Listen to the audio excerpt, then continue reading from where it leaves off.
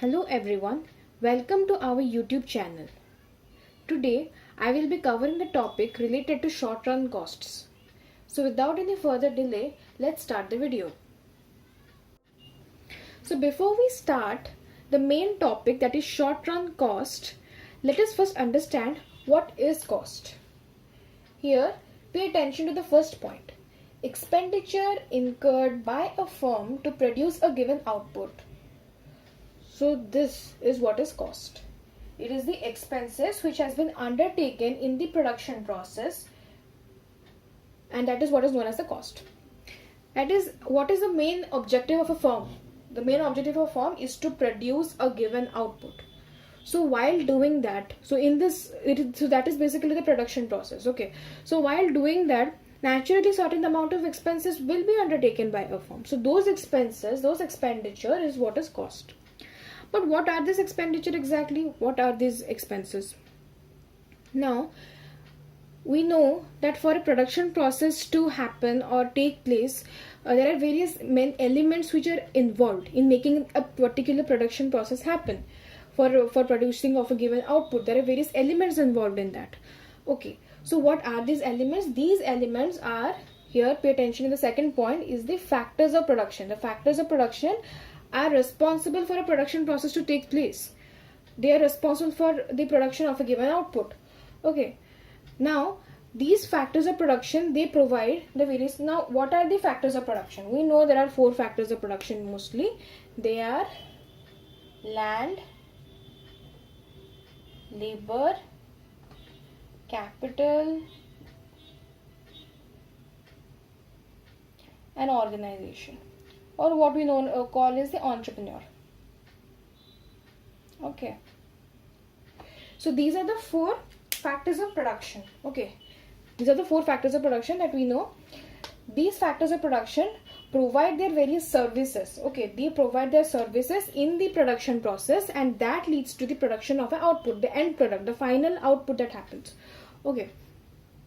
So naturally, since the factors of production are provided as services, a remuneration is paid to them. Okay, remuneration, a payment is made. Okay, so this payment, who makes this payment happen? This payment is made by the firm. Okay, so the payment, this payment which is made by the firm is nothing but the cost. The payment that is made by the firm to different factors of production for using their services, different factors of production for using their services in the production process, a payment is made by the firm. That payment is basically the cost. This payment is basically the cost. This payment is basically the expenditure.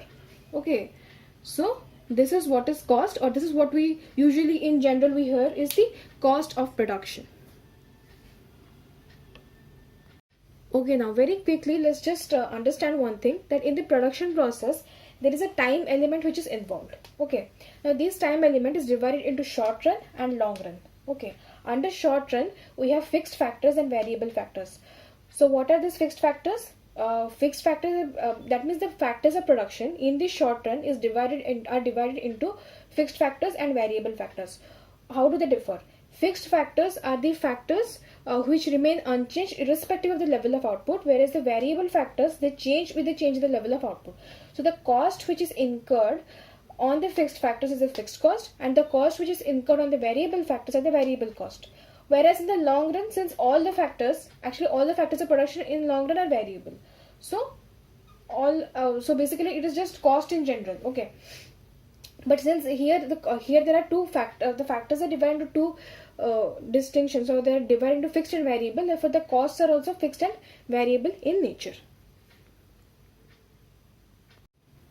Now, the short run costs are divided into total cost, average cost, and marginal cost. Since I have already mentioned that the short run has both fixed and the variable element attached to it, which is why total cost is further divided into total fixed cost, that is TFC, and total variable cost, also written as TVC. Similarly, average cost is divided into average fixed cost, AFC, and average variable cost, AVC.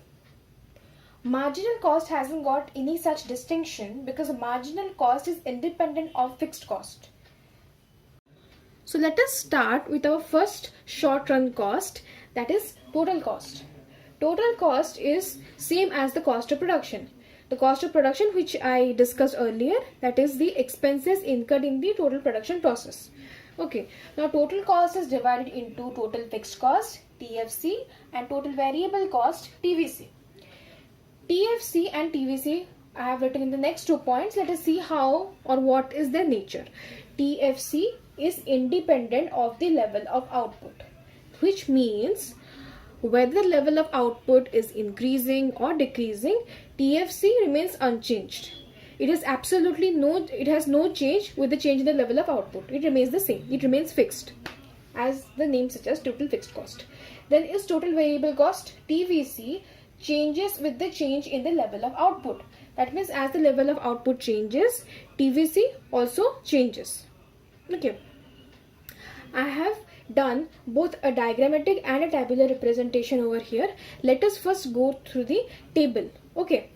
I have divided the table into 4 columns. The first column shows us the units of output. Second column shows us the total fixed cost. Third shows us the total variable cost. And the last column shows us the total cost. Okay, so now let us see the units of output. When the units of output is 0, that means the level of output is 0. At that point, your total fixed cost is 100. But as we see, as suggested and as said by me already, that TFC is independent of the level of output, which is why when the units of output are increasing from 0 till 4, TFC remains same at 100. You see, throughout TFC is 100. Even at 0 level of output, it is 100. Okay. That means when no level of output, that means when output is not being produced, then also a fixed cost, total fixed cost is being incurred. Okay. Now, coming to total variable cost. As already said, it changes. TVC changes with the change in the level of output, which is why when the units of output at the level of output is 0, TVC is 0. Okay, there is no variable cost is incurred when the level of output is 0. As the level of output or the units of output are increasing, it increases from 1 to 2, from 3 then 4. TVC also increases 50, then at 2 units it is 90, at 3 units it's 120, and at 4 units it is 140. Right.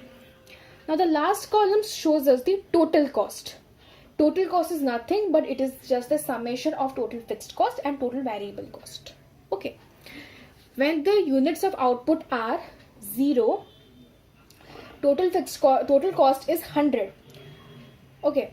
Then as the because how it is 100. Okay. Because total fixed cost plus total variable cost, we don't have variable cost at 0 level of output, so 100 plus 0 gives us 100.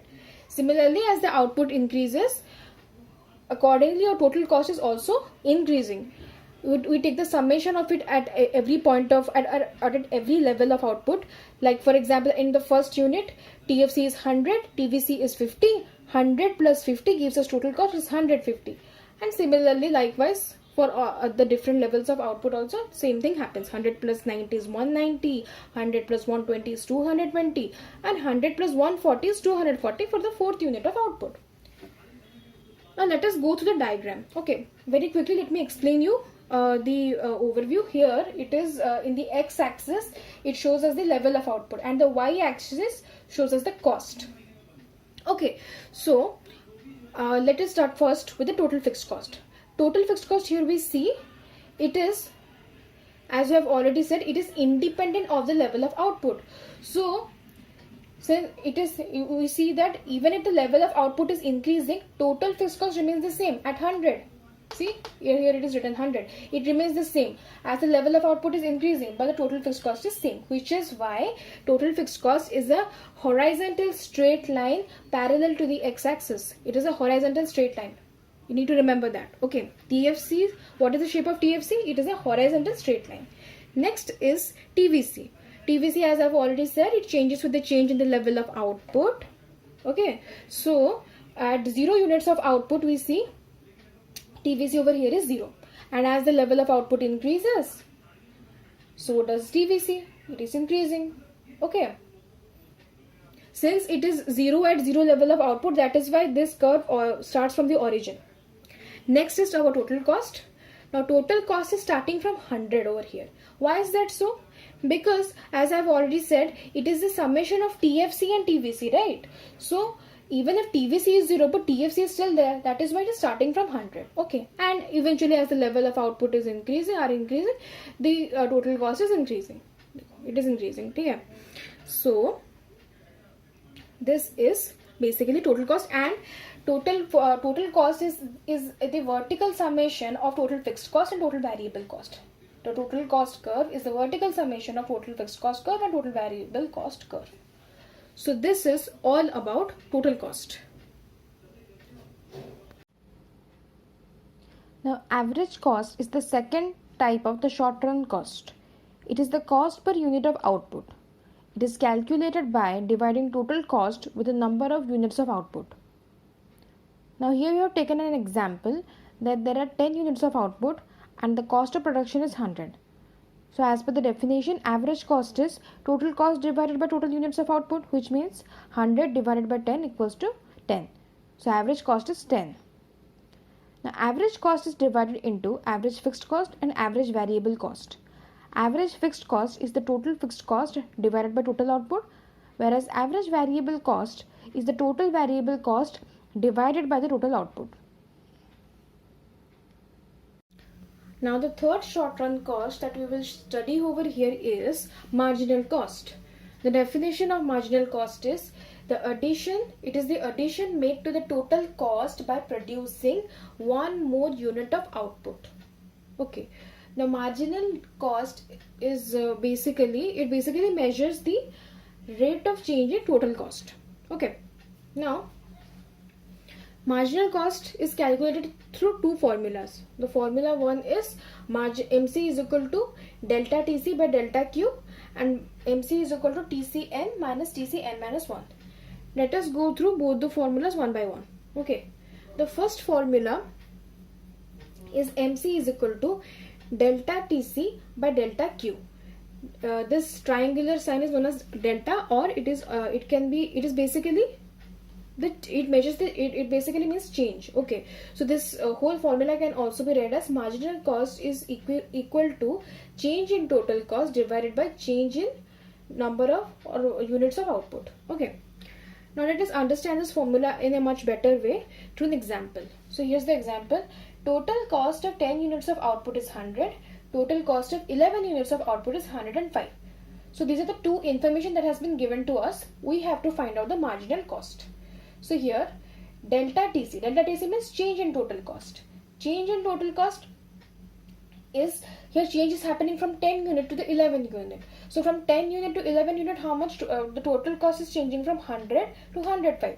So that's what we have written here. Change, how it is taking place. We subtract 105, we minus 100. Okay, so that gives us 5. Similarly, change in output means here the output changes from 10 to 11.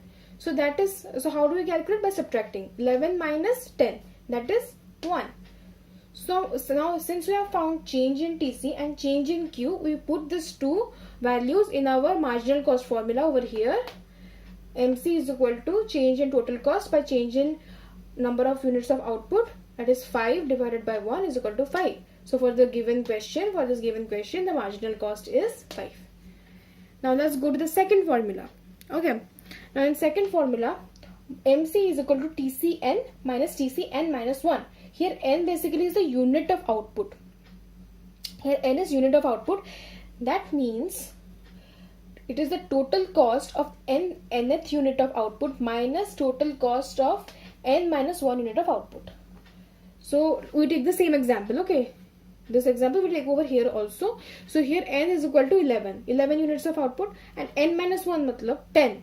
It is 10 units of output. Okay, so therefore TCN minus TCN minus 1 over here means total cost of the 11th unit of output minus total cost of 10th unit of output. That is, over here it is 11th unit is 105, 10th unit is 100, and it becomes 105 minus 100, that gives us 5. So from in both the formulas we find that the marginal cost is 5. Okay, We can calculate marginal cost from any of these two formulas. Okay. So this is the diagrammatic representation of average cost, marginal cost, average fixed cost, and average variable cost. Okay. In this diagram, x-axis represents the level of output and y-axis represents cost. So we have AFC. This is AFC. This is the average fixed cost curve. This is the marginal cost curve. This is the average cost curve, and this is the average variable cost curve. Okay. So let's start with average fixed cost curve. It progressively declines as output increases. Okay. The shape of AFC is also known as a rectangular hyperbola, which means it will never touch it will keep on reducing, but it will never touch the x-axis. Okay. Next is the average variable cost. Average variable cost curve is over here. It is U-shaped. It first falls, it reaches a minimum, then it starts rising. Okay, you can see it falls, it reaches a minimum, and it starts rising. And AC being a summation of AFC and AVC, it also has a U-shaped curve. Okay, it also falls, reaches a minimum, and starts rising. And this is the marginal cost curve.